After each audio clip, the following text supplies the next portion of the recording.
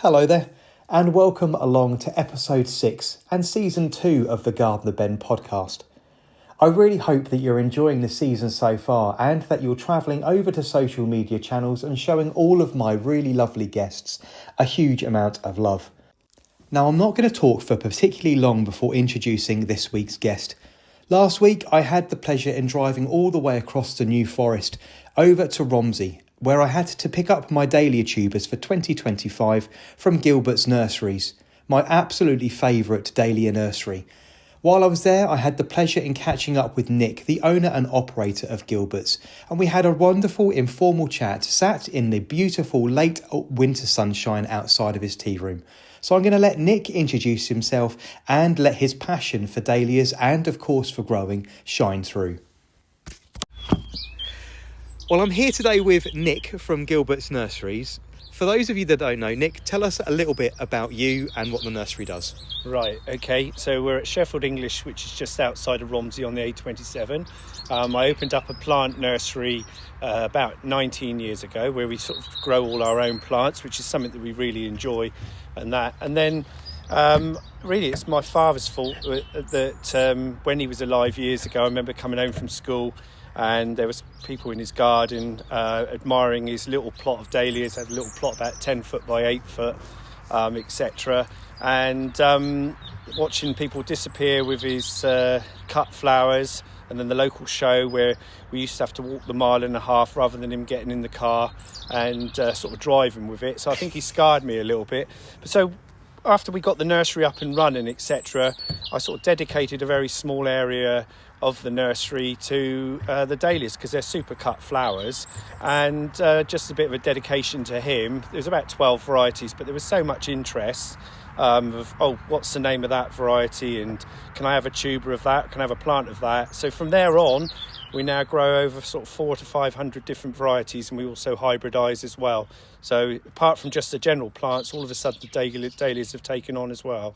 Okay, so you've answered pretty much most of the questions on the sheet already. That's amazing. So, I mean, the dahlia field, I mean, it's one of my nicest parts when I visit here in sort of August, September and into October, just before the first frost sort of mow them all down. Now, you're really ahead of the trend with that. The dahlia field is now something that's popping up literally all over the place. But how long have you had the field as it is now? The field as it is, so that's been about 18 years we've had the field. So you were well ahead of the trend. We were, and I mean, I literally just dived into it because I really did literally dive into it. It was just a fascination with there. And when I had so much good response, I mean, I love dahlias anyway. As I say, I think I was scarred by my father, but in general, it's just such an addiction. So I thought I'd just, out of the blue, I just source all these different varieties, which was always exciting, and I put those into the field, and then it was just like an attraction for the public during the summer months, which helped boost the trade for us during the summer months here at the nursery with the tea room. And from then on it just grew and grew. I mean, admittedly over the last few years we've had to slow it back a bit just so that we could cope with the demand and that, which we've been able to, rather than sort of like running before we could walk, etc. But each year we add sort of loads of new varieties, and also we try and encourage people to produce their own varieties as well by collecting the seed from the collection at the end of the season. Mm-hmm. So it's always a bit of a spectacular, when you see a mass on colour, there's loads of wows and look at this as they walk to the field. And idiots like me walking around with their phones filming it. That's right, yeah. When we can see you, Ben.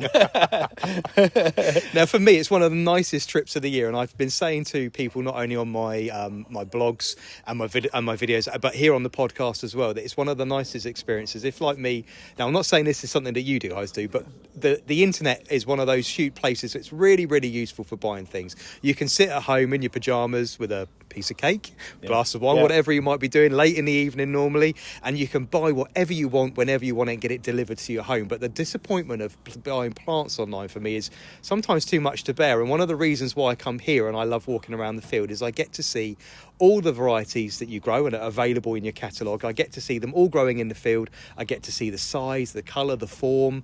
And for me, that is the most inspirational thing. I get to make little notes with my phone. I take loads and loads of pictures, and I know exactly what I'm going to get when I actually come to order the tubers. So obviously, at the moment, you've been really busy. You've obviously lifted your tubers. You've now packaging and you're now selling your tubers at this time of year. Yeah. So we found, we're passionate plants people. So the most important thing to me is, even though I do have some really good staff here, which they must take the credit as well. It's not just me, but I still got that personal touch where I want to be the final one that's dug that tuber. I'm not so keen on the washing bit, so I give that to the other members of staff, especially when it's freezing cold outside. But I do all the checking of the tubers, and I will even pack the tubers so that I know that once they're in the boxes or they're in their bags, we've done the full circle with the job. So it's very important to us. I know a lot of people they get that disappointment, and I'm not going to say that we don't make mistakes, because we do make mistakes, but it's clearly, we always want to know if, for instance, a variety doesn't turn out as it should, then it's really important for us, because obviously we produce that stock from the plug plants in the spring, so I need to check my cutting stock to make sure that I haven't got that wrong. So obviously we do make mistakes, but we try and minimise that. A huge amount of organisation and labelling. Yeah, it is. The only time I'm actually organised, actually. Because let's face it, they're virtually impossible to tell apart. You quite often think, a pom-pom dahlia will have a round tuber, but it hasn't. It's got great big sort of finger-like things. That's right. And I mean, it's quite interesting as well, because I always say to people, a size of a tuber does not matter. A size is. Some people will come to the nursery to pick up dahlias, or they'll sort of look at the bags that we've bagged ourselves, and they'll try and choose the biggest tuber. When in fact, the tuber the size of a thumbnail is going to give you just as much flower, and as a large tuber. So, and you're quite right. I mean, we find a lot of the open-centred dahlias, which are good for the bees. They actually produce smaller tubers than the other varieties. Really, that's interesting. They really are. Yeah, and probably one of the most popular dahlias for singles, which is most associated with dahlias, is the Bishop of Llandaff. And unfortunately for us, that's the worst one to produce tubers. The tubers just fall away and don't do very well at all. Now, do you think that's because it produces such a huge volume of flowers? It's actually not actually storing starches and sugars. It's not pumping energy into it. Could well be that, because also it just produces so many flower heads that in the end you end up giving up deadheading it. You just cut it with a pair of shears. Cut it, just knock it back. And so obviously the more you deadhead dahlias, the more they produce the flowers, which then puts energy into the tuber. So it could well be that with some, and that could be like with all the rest of the open-centred dahlias, which are good for the bees. That could be the reason why their tubers are quite poor as well, because you do end up giving up with deadheading them. Now for me, it's very much like because you've known my orders for the last couple of years, that I really, really love the big ones. Really, really big, blousy dinner plates. The bigger the better, the huger the head. I absolutely adore. I've probably got up to about 50 varieties at home now, so it's quite a lot.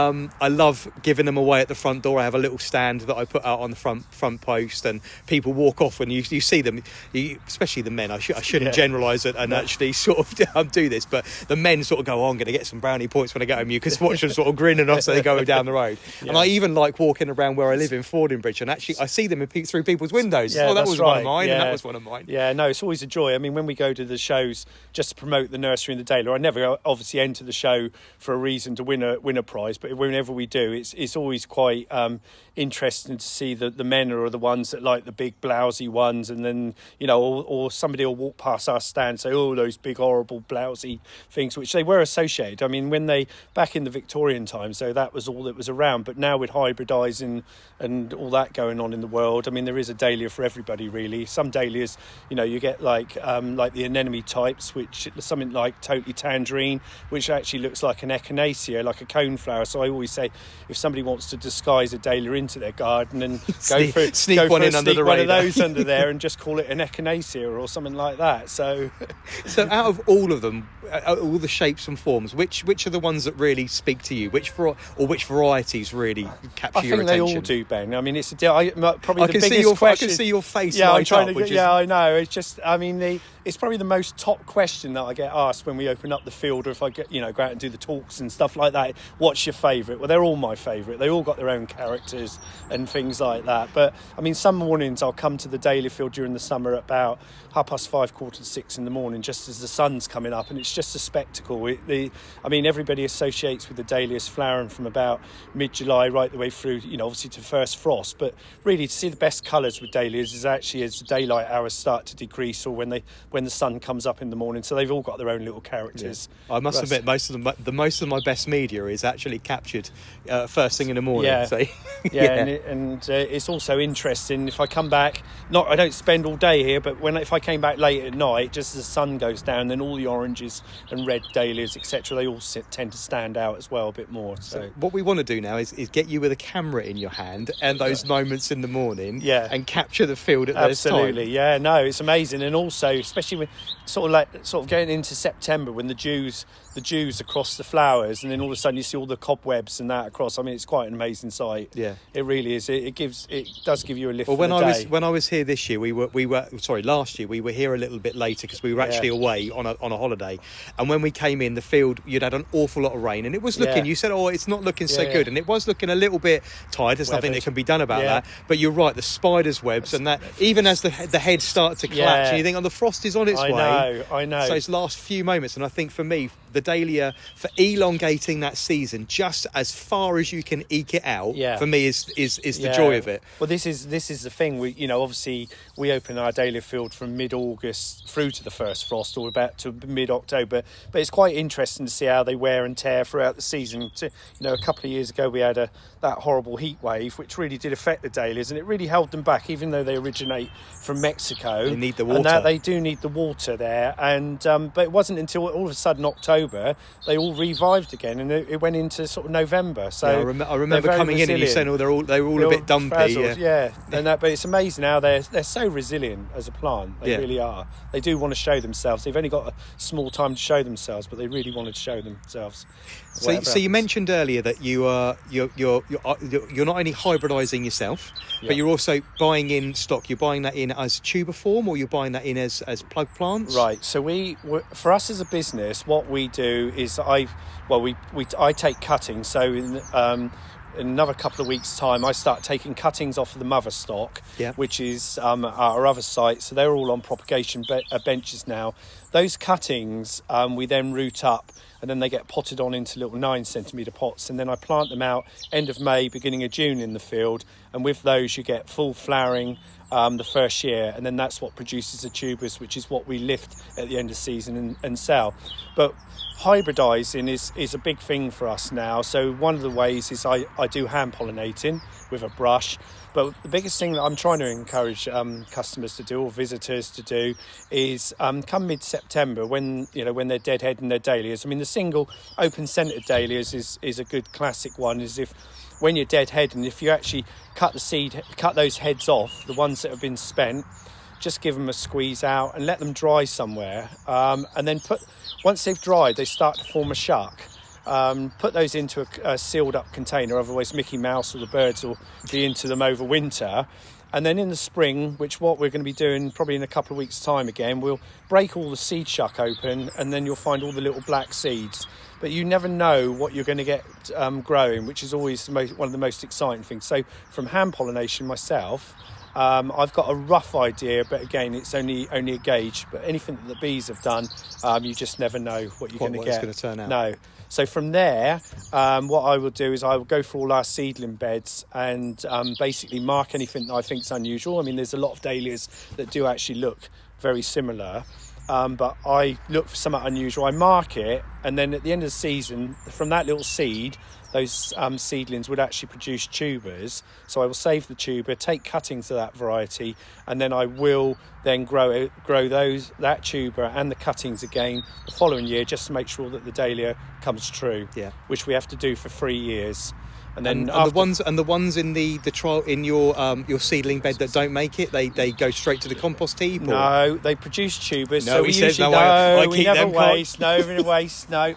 They just produce a lot of open-centered dahlias, which is good for the bees. So what we'll do is we'll plant them up. We've got another field which is just down the road. We'll actually plant them around the outside, around the perimeter of there, to encourage the bees and the wildlife. Oh, or lovely. we just sell them off as a bee and butterfly mix. And that's unknown it. Mix, Yeah, that's right. Yeah. Oh, that's nice. So yeah. I was having the same conversation with Liam, who works for David Austin Roses, before Christmas, and obviously they're producing 40,000 hybrids a year to get the one or two varieties they're launching every year. It takes them about 12 years to produce a variety, and literally they're cutthroat with those. If it doesn't make the field, the whole lot gets That's I'm right. not saying it gets incinerated, but pretty much it goes in the bin and it's No. gone. It's like, oh, what happens to those? I mean, I know, it's quite harsh. And I'll have to keep them all. I just sort of hoard them, and like yourself. I know. I mean, the first year that we started doing the seedlings, I wanted to save every single one, which was impossible because there probably was about 7,000 or 8,000 seedlings there, so it was a bit impossible. So I'm going to have to ask all of these seedlings that have made it round your other nursery where you're growing your stock. Have you ever gone back to one of those and gone, oh, why? That one's actually a little bit better than I thought. That one's now captivated my attention. So. I think I do. I mean, might lift that one, bring that back in. And to be quite honest with you, I mean, with the field that we've got here at the nursery at Sheffield English, I mean that we're on sand and stone there. So if anybody, I've still got those seedlings, the ones that I haven't pulled. They're still in the bottom of the field now. Yeah. So I probably will give them another look at. If they've recovered from the winter and they come through, I will give them another look at. But also what I do is if I'm deadheading down in the field, it's always interesting to see what the public think. Yeah. So I will be there and all of a sudden say, oh, look at that one. And quickly you turn around just to see what they're looking at. And then you get a gauge of whether somebody else is saying the same. Because obviously my taste is going to be different to other people's taste in general. So everybody's different. And take your own personal objectives out of it. So what I think's lovely is it may not be, So I must admit, walking the field late last summer, Octopus Sparkle was the one that really captured me. And I haven't seen that one before, but that again is on. I'll hopefully be able to pick that up from you before I go today. But it's one that we've had on trial. I always trial dahlias. We've got another 5-acre field near to us. I mean, so we're lucky. The nursery's actually on sand and stone, but the other field that we've got is actually on clay. So I've got both incidents of growing dahlias. Clay's not a problem actually. I mean, clay is good through the growing season, but it's not something you want to leave your dahlias in during the winter. But it's amazing. You do get a lot truer colour with the dahlias in the clay soil because it holds a little bit more nutrients than what it does on the sand. So that was one. Octopus Sparkle was one that we've been trialling there heavily, and it just stood out. And then I did the New Forest show last year, and I just had a little space left, and I just put Octopus Sparkle in a pot as a plant, and I mean the public just went wild for it. It sort of blew the whole of the rest of the display. The other display had probably about 20 varieties on, but this one in particular really did stand out. Really? So, yeah. And where did Octopus Sparkle come from? Is that one of yours, or no? It's not one of mine. It's one that I've managed to get in from America. That one is. So it's an American variety. There's also because I know several of the breeders you've brought stock in from. I mean, Santa Cruz Dahlias. Who do the Kaz series. That's right. Kaz Cloud is just astonishing variety. I know it is, and I've got a good rapport with all different growers. Well, we all have. I mean, as dahlia growers and that, you always want to try and find something unusual. And it's like it's funny. It's really funny, these little sub communities within the gardening community. It is. Yeah, you've got your little niche, and everybody knows who everybody exactly, is. And it's really nice because you also I've managed to pick up like family dahlia farms. They're not mass producing massive tubers or anything like that. They've got their own little niche. So some seedlings that they've had, they want to try and get into this country and stuff like that. And is bringing stuff in from America easy? It's not easy. No, it's a nightmare. You've probably got to get somebody to stuff a tuber in their trousers or something like that. But no, it's not easy. Most people are locked away. I would have thought that. I mean, I would have thought that biomatter going the other way was probably more challenging. It is I know more challenging. They're much more strict with the cleaning and different and non-invasive and invasive species and different things right. like that. Yeah, no, it has become harder. Which is, I mean, I can understand all that. Don't get me wrong, but I mean, the way that we all scrub the tubers and disinfecting and check the soils and that, it should be an easy thing to do, really.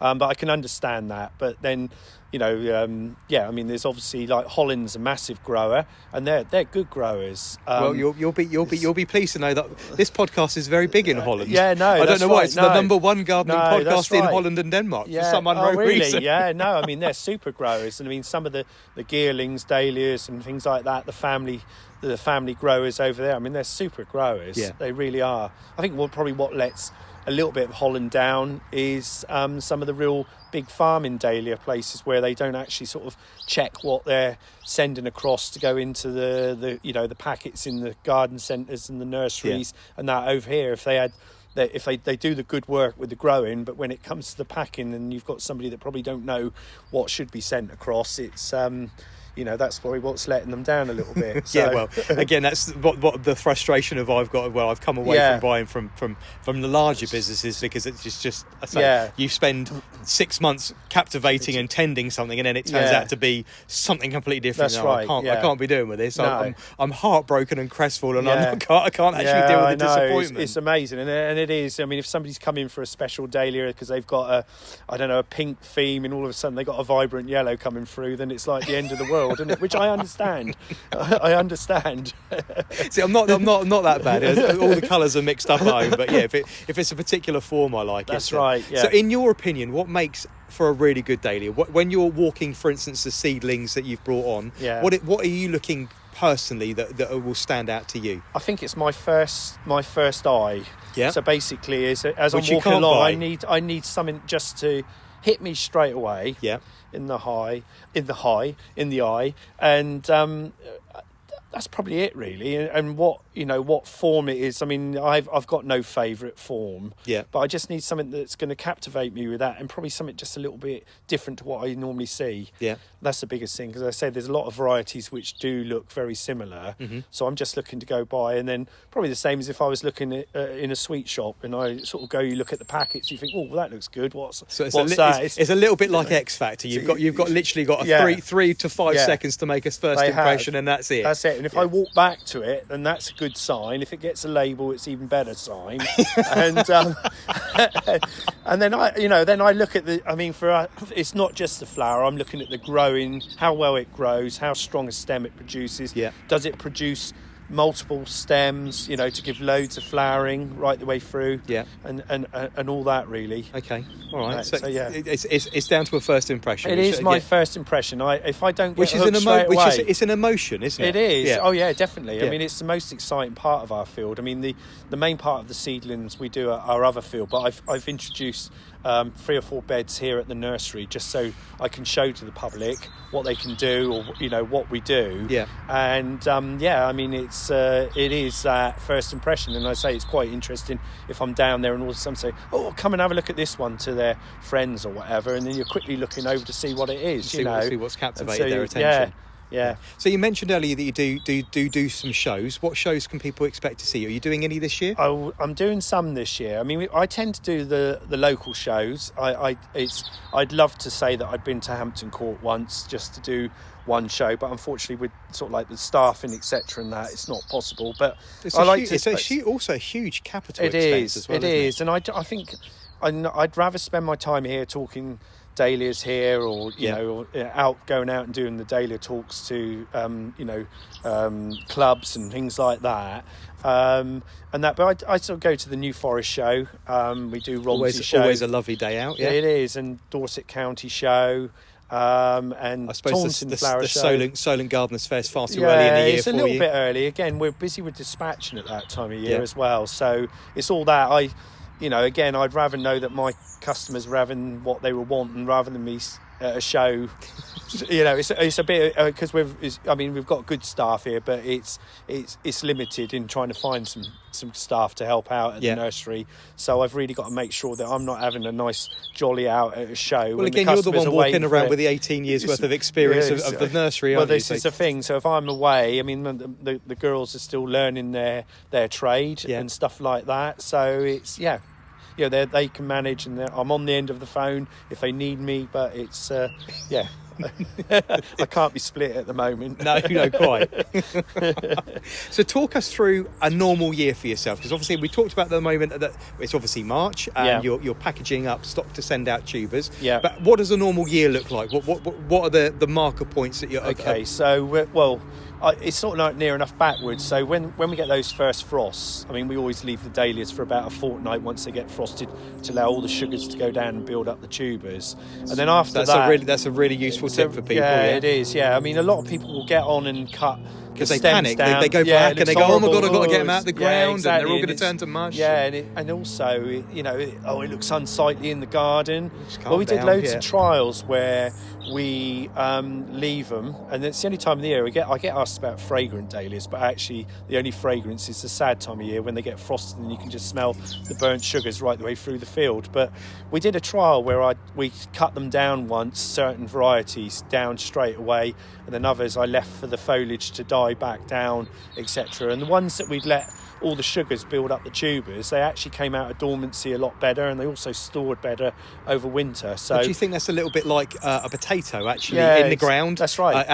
It forms the skin forms better, it calluses up better, right. It doesn't lose so much moisture. Yeah, it does, and that is the reason. Yeah. That's why I'm always saying to people that if you don't intend to lift and divide them, actually leave them in the ground, mulch over them. They'll be absolutely fine. They've got everything they need. Yeah. Just leave them alone. But obviously you've got to get your stock out the ground so you can divide it. For us, and just before that, obviously I go round religiously marking dahlias, because even though we replant every year, it's amazing how we can rotivate up the whole field. It's like this year just gone, we had little rogue ones from the year before that I hadn't managed to dig out, and they just appear in there. Again, like growing potatoes, you'll never get rid of them off the allotment. You've got a little rogue, and all of a sudden we've got one that's come out that's wrong. So it's important for me to make sure that I mark those rogues so that the customers don't get the wrong dahlias. So we go from there, and then once the dahlias have been frosted, we do leave them to the bitter end. Like you say, it's pointless digging them out straight away. We literally leave them to the bitter end, and then usually we start lifting then,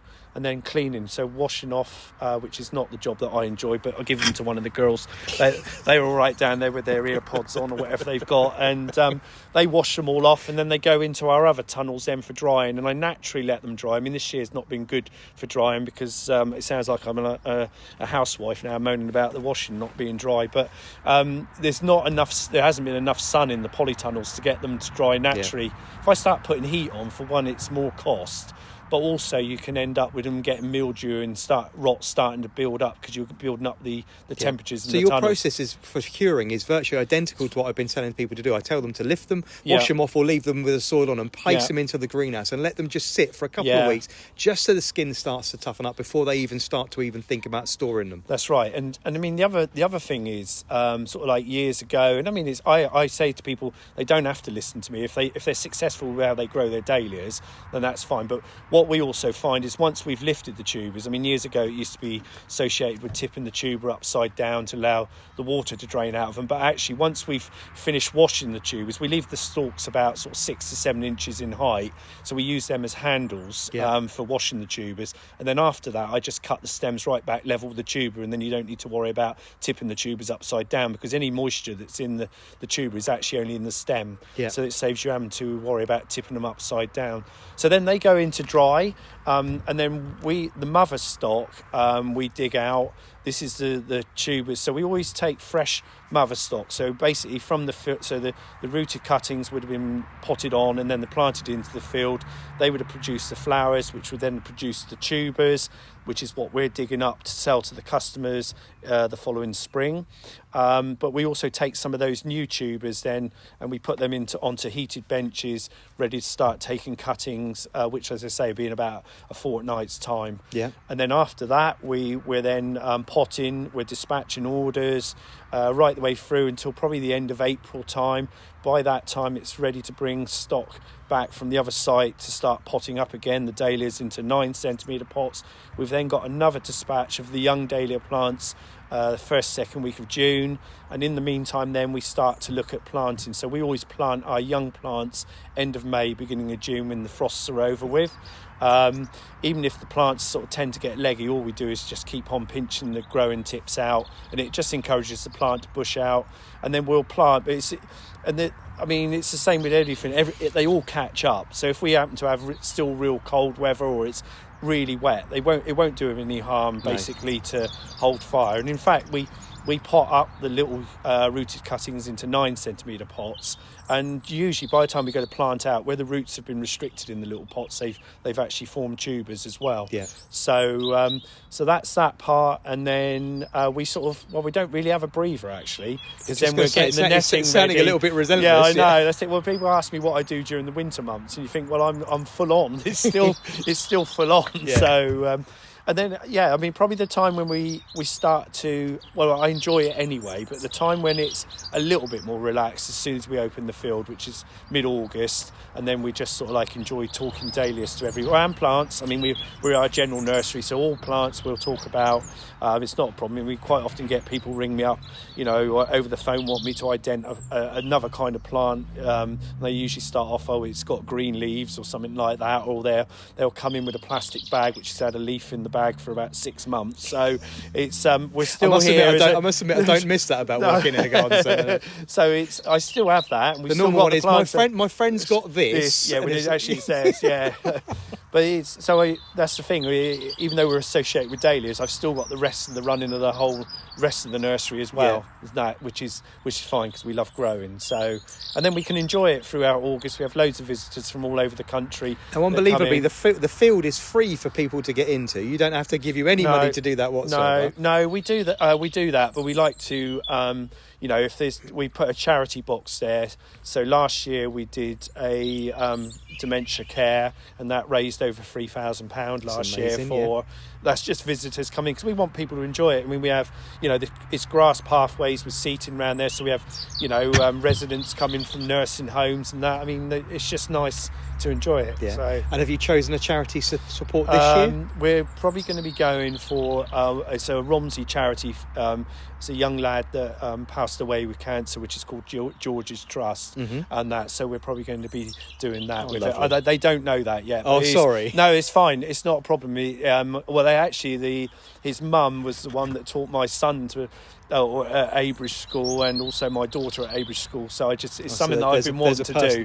There's a personal thing there, but she's an amazing woman, and we just feel we'd like to do something like that. Lovely. So we do stick to sort of local charities and that are looking for something. So, and of course, if you visit the dahlia field as well, you can actually walk off with a bunch of dahlias. You sell cut dahlias as well. Yeah, freshly cut flowers are available every day, or we take orders for those. So we cut every single day with that, and we have the catalogues here. And we have all the plants for sale. So we have loads of varieties of dahlias, that are available for sale, or you can place your orders for the following spring. Okay. Right. So the working year is relentless. It is. Yeah. It's just starting to ramp up now. Yeah. Okay. It's just so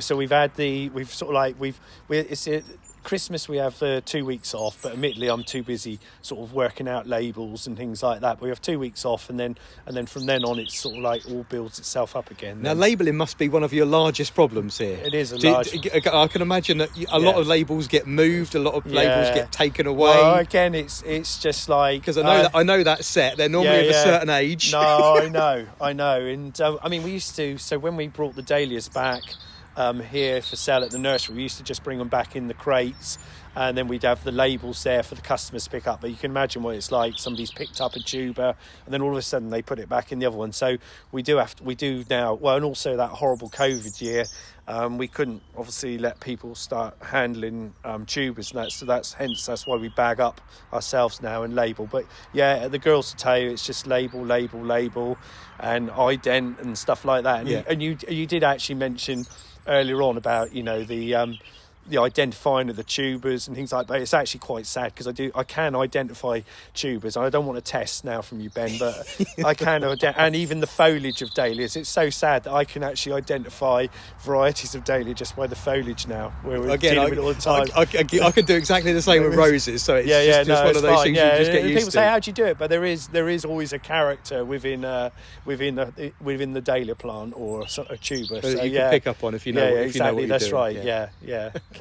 So can you give people listening any hints and tips that you might be able to? Obviously, the biggest thing I get especially on social media is, it didn't flower, or it's leggy. Are there any hints and tips you can give people to avoid the most common pitfalls when they're especially growing dahlias especially? Yeah, okay.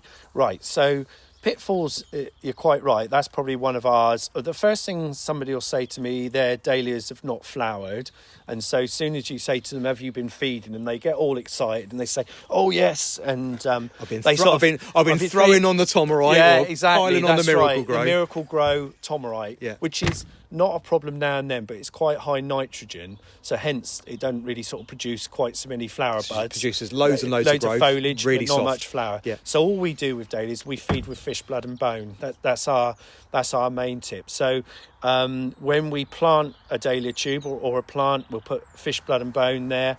Or if it's existing dahlias that are in the ground, when they start to shoot, we just put a handful around the base of the plant. Obviously, if you've got dogs or animals, it'll pay to hoe it in. I mean, you can get away with using chicken manure pellets. That's not a problem. And then we feed with every 9 weeks, which is not very often throughout the season, with the fish blood and bone, up until, if we're leaving dahlias in the ground, our last feed will be about the second week in September. And some people say, well, you could have the frost soon. Well, you could do, but also what happens is that nutrient then stays in the ground, which then allows, when the tuber starts to put its roots on again the following year, then it's got feed there. So that's what we do.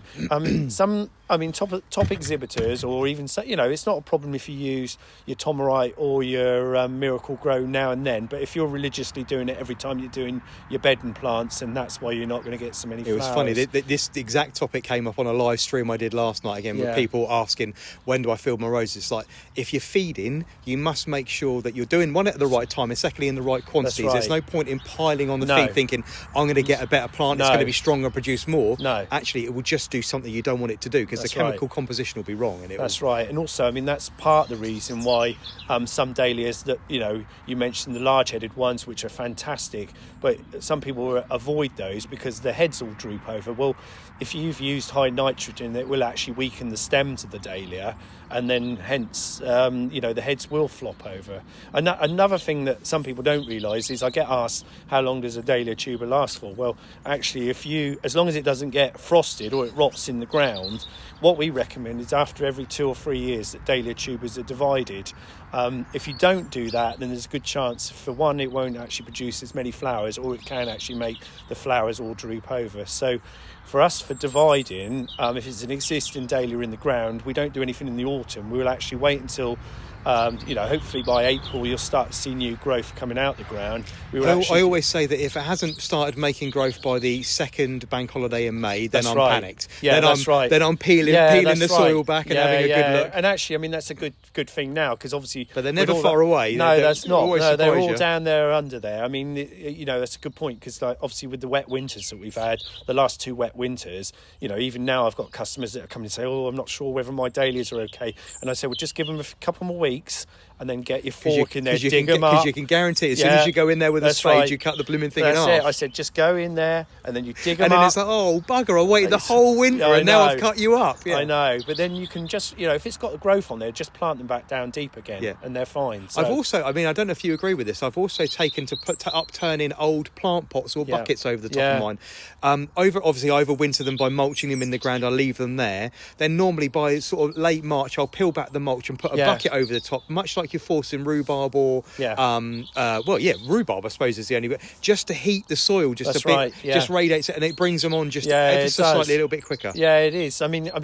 For us, what obviously you've got to keep checking the buckets, otherwise they get drawn like rhubarb. Exactly, that's right. And what we used to do when we used to leave the dahlias in our dahlia field at the nursery before we started selling all the tubers, we would literally just earth up like you would potatoes at the end of the season. So, and we would, rather than leaving the stems above the ground, we'd actually cut the stems off just below the ground, and then you end up with no hollow stems. Yeah. So just below the surface, and then mound up like a massive molehill over the top. And we would just leave them like that, because it's not just the frost that will cause problems to the tubers, it's actually the wet. So we found by mounding the soil up, or like you suggested with a pot or something like that, that takes the moisture away from them and also keeps the tubers nice and warm. And we would actually leave the soil on there and then because when the first lot of growth that comes through there, the worst of the frost is nearly over with then. So that works really well on that. Again, I come under a lot of criticism from people that start pulling tubers up as soon as the frost gets them or before the frost, and they start dividing them, and they've got no intention of selling the tuber or doing anything. They're going to store the tuber, and I always say to them, actually, look, unless you're actually physically got to sell it and you want to make more plants, actually leave the tuber alone, overwinter it, store it, get it to March when you're actually going to plant it, then divide it, because otherwise the time that it can actually rot and perish is so much longer. Actually, that's why I say to people, don't even dig up your perennial plants until the spring. Don't do the October, November lift, because it's just going to sit in the soil and rot. No, that's right. I mean, that's what I say to people as well. You know, stop poking at it. We do not do any cutting, even with the tubers that we sell. If they're large clumps, I will not do any dividing until sort of like about a couple of weeks ago, February time. I never cut anything. So when we dig the tubers out in the autumn, we never cut any of the fibrous roots off them or anything like that. We just leave them. So can you see them on the internet hacking them and scrubbing in? No, we don't. We give them a good wash off with the hose pipe. Make sure get rid of all the soil compost in the crown of the tuber, just so that it doesn't rot them out. But in general, we don't do any cutting whatsoever with that. And even if so I said about sort of like dividing the tubers every 2 or 3 years. So again, if it's existing dahlias in the ground, we'll wait until they've physically got shoots on them, dig them up, and then slice them down through the centres. We use it like a bleach solution on the spade. Anything we use to cut a tuber, we actually do use a bleach solution, because dahlias can be prone to virus if you're not careful. So we will do that, and then just bury the tubers back down nice and low again. So you literally just cut them in half with a spade and just put them back in the ground. Back again. Yeah, we don't. That's brutal. I'm not sure I'd be that. I've got a lovely saw for that. I've got a lovely my mega saw. But yeah, no. It just goes to prove that you don't need to. I don't know what the right word would be. Tart about with it. No, you don't. And I mean, you're going back to your first thing of what are your tips? And I think a lot of people try too hard with them, or they get too worked up with them. They get a little bit of information on the internet and then run with it. That's it. And all of a sudden, oh my God, I've got. I mean, we've had. So on our propagation benches at our other site, I've left tubers on there on the sand benches, and unfortunately I forgot about them, but they've just got on with it. They've even flowered in there and stuff like that, and without any effort to it. So well, it's really nice to say. The basic advice from you, Nick, is to calm down and enjoy them. Enjoy them. Let them just enjoy them. You've got probably, as I say, they usually flower from mid-July through to the first frost. So, that could be October. I mean, we've had a frost last week in September once. So you just got to enjoy them. Well, as you know, I've got a very large Dahlia imperialis, which, if I can be brutally honest and very upfront about, I am terrified of lifting out the ground, because I have no idea how big this bloody thing is. All I know is the stems are in excess of 4.5-5 inches in diameter. And I'm not lying, I've measured it, as you do. I've been up my henchman ladder and measured it. It has reached 14 to 16 feet. And it's flowered once in 4 years. You have problems, because we... last year, I wouldn't know how to get it. I wouldn't know how to get it out of the ground if I tried. You're going to need a massive digger, because we planted some of our little rooted cuttings and that of imperialis in our dahlia field last year, and those plants got up to about 8 foot in height. They did bud, but they just got frosted. It's utterly heartbreaking. I broke 3 forks digging them out in January. Okay, I've got pictures of that, and the tuber I dug out was over 3 foot long. So I'm assuming like a yam. It's massive. Really? Seriously. I couldn't believe what I was tackling.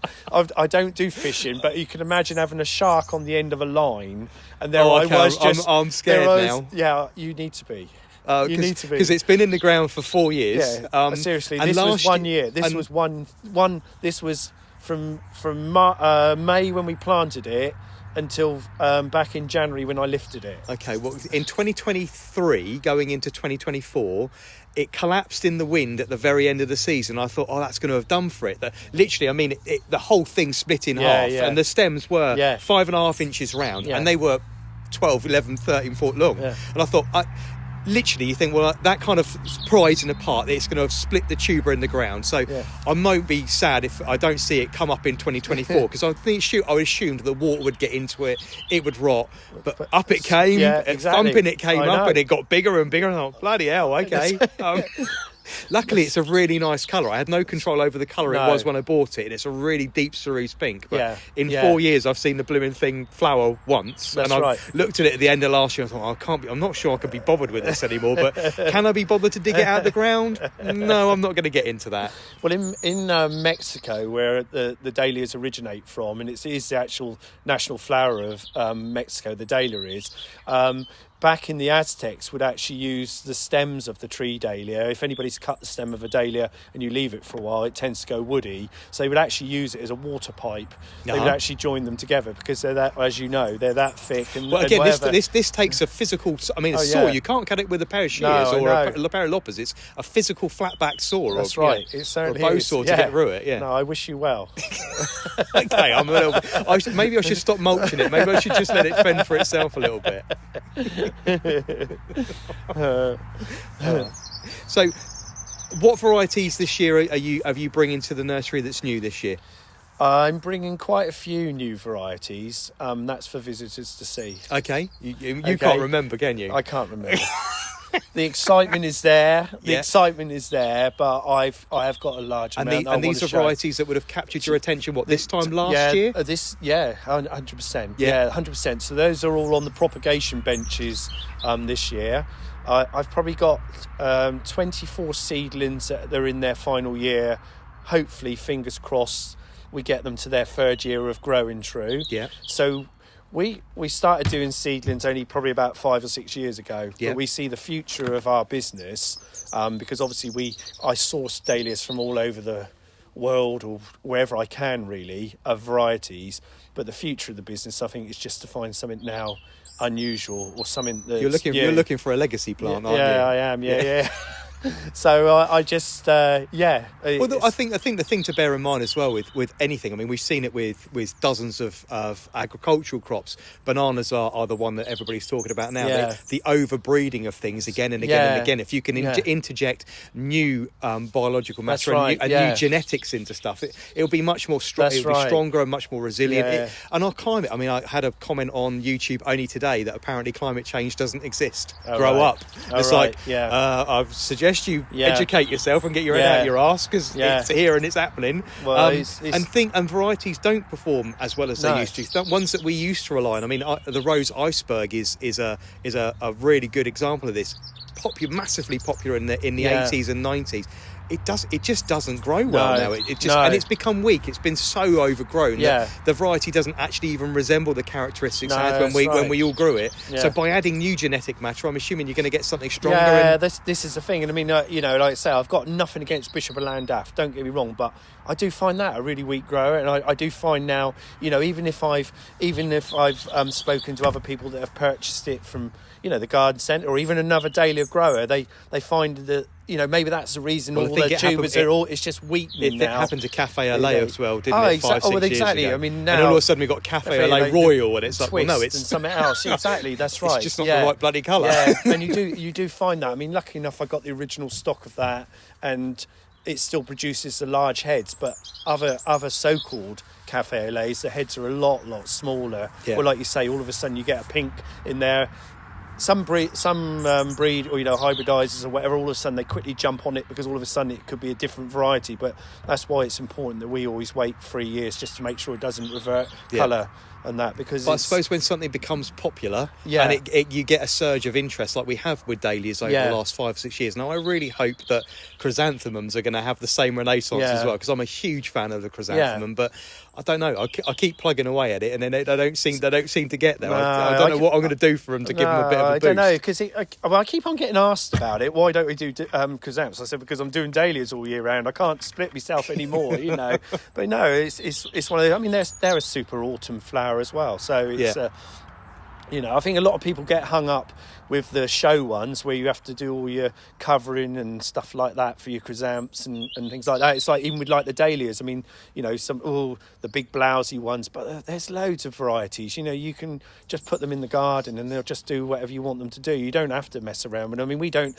So some of the top exhibitors or some people will take out side buds on them just so you get larger heads or longer stems. Well, we don't do that in the field. And when we cut the flowers, I know some people say, they've only got short stems to be able to cut, and you have two options. You either take the side buds out and produce a longer stem and a better seems cut like flower. a bit of a faff to me. What it is, and just I cut just the stem naturally, longer. You forget that you got those buds. You just literally just cut the stem off the length you want it, as long as it goes down to a set of leaf nodes, and then you'll find it will actually naturally produce a longer stem the next time it produces a flower. Yeah. Just enjoy them. And I think people also get to the point where they think they are a garden plant, but for me, dahlias are a crop. They are a crop I cut, and the more I cut, the more I get. And people say, I don't want to take them from the garden. It's like, well, again, I'd rather have a cut flower from the garden in the house and give them to friends and family and use them than have ones wrapped in cellophane that have flown thousands of miles in cold storage, which never open properly. No, and also, I mean, it's the most important part of the dahlia. If you want to enjoy that for longer, the more you deadhead it, you have two choices. You either wait until the flower head's gone over, or you do go out there and just keep cutting. The more you cut them, the more they keep on flowering. Yeah. And you do extend their flowering season even more. So it's well worth doing. Yeah. Well, Nick, when can people expect the dahlia field here at Gilberts to be open from about the end of July, August? It's actually about mid-August we open now, and you going back to the the ozone or whatever it is, and that when we first started opening our dahlia field, we would open it the first week in July, and the field would be a blaze of colour. Whereas now we open it from mid-August and the field is just starting to get the colour. So there is definitely been a shift in the colours, and also whatever's going on with the earth and things like that. They're waking up later. Yeah. So we always say, we open the field up from mid-August, but see the dahlias at their best, if everybody wants to come and see sort of like all the 400 odd varieties out in flower, it's usually sort of towards the end of August, beginning of September. But it's always quite interesting. We always get somebody ring up and say, how many flowers have you got out in the field, or how many like that? So, which is fine, because we know we have lots of people that come from a distance, so we're quite happy to give an update. But as a general rule, towards the end of August, beginning of September is a really good time to do it. And of course, you can always get yourself a thoroughly good piece of cake. Absolutely. And a very, very good ploughman's here while you're here as well. That's right. Yeah, my wife runs the tea room here. Does she really? I did not know that. Yeah. No, it's my wife that runs that. Okay, I'm very partial to your cheese ploughman's. So yeah, my wife runs that. So that's open. Everything's freshly made in there. So wonderful. Yeah. Right, Nick, thank you so much for your time today. It's been a real pleasure talking to you. I'll catch you soon. Thank you. Thank you very much. Well, I hope that you picked up on Nick's utter passion and real love for dahlias. What you don't pick up from the audio is how his face completely lights up when he's talking about the dahlia field. And I would strongly recommend that if you're in the Romsey area, anywhere in July, August, September, October, and if we haven't had a frost through to the very early parts of November, that you head to Gilbert's nurseries and have a walk around their wonderful dahlia field, where you can see over 400 varieties, all blooming and out in their natural surroundings, enabling you to make really good, informed decisions. You can also obviously pick yourself up a bunch of cut flowers while you're there and stop off at the tea room for either a piece of cake, a full English breakfast, or as I like to do, a really good cheese or ham ploughman's. Peppered all the way through our talk are some really wonderful nuggets of information from Nick about how, if you're new to growing dahlias, you can avoid an awful lot of the pitfalls. He suggests on many times actually keeping things nice and basic, and if you're not planning on lifting and dividing the tuber for sale, that you should really leave them in the ground and lift them in March and April, and then take your cuttings and divide tubers after they've experienced the worst of the weather. So there's some wonderful hints and tips there, so make sure that you listen to the full thing and save it for later if you want to refer back to it. Next week's guest is once again here in the UK, and I have the pleasure in talking to B. Wilson from Our English Topiary Garden over on Instagram. We're going to be talking about how they created their wonderful topiary garden in Shropshire and how the vision first came about. So catch episode 7 next week. I hope you have a wonderful week in your garden, whatever it is that you're getting up to, and I'll see you all again very soon. Take good care now. Bye-bye.